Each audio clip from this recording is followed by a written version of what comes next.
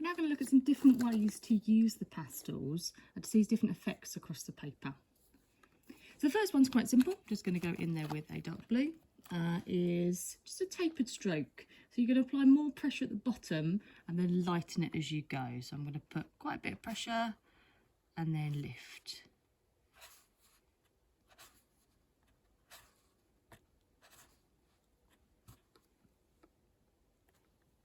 Second one I'm going to do is the side stroke.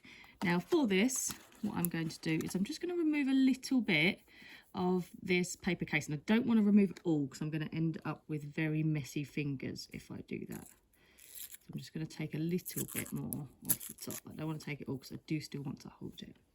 What I'm then going to do is I'm going to lay it flat and move it across. I'll have another go at one of those.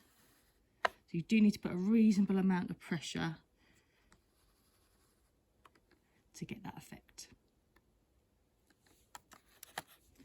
So for this one, useful for drawing waves or perhaps moving water, it's just to let your pastel move around. You could vary the pressure as you do this. And if you were to build these up over the top of each other, you'd really get sort of an effect of water or something moving.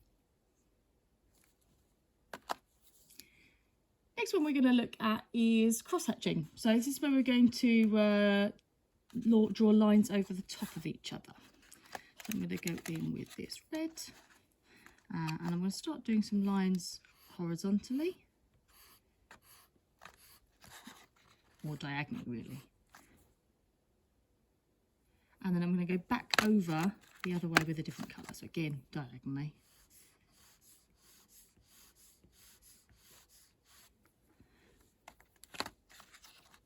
Now I'm going to go vertically. I can build up layers of colours. You can see those starting to blend as I go.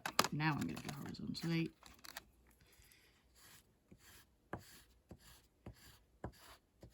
So it's quite good for covering a large area and really getting a mix of different colours there.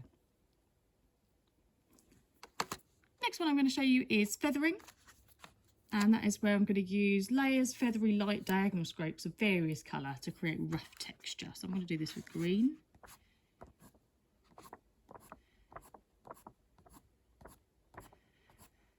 So this could be quite good to get the sense of grass or other types of vegetation. I'm going to go in with another colour over that.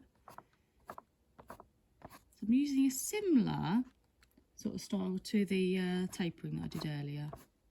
I'm just layering them over the top of each other. With one more colour there.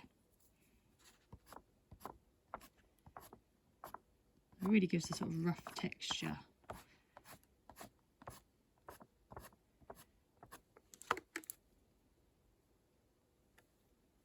And next one I'm going to look at is Pointillism. I'm just going to move my paper up just slightly. So you might remember looking at this one previously. I'm going to build up a series of dots to build up some colour. I'm going to go in with a brown.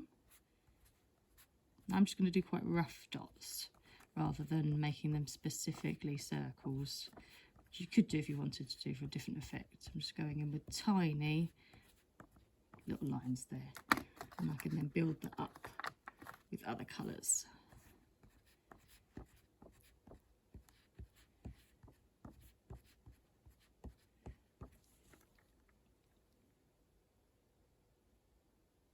And finally, I'm going to look at overlaying, which is applying a base colour and then layering a second colour over the top here.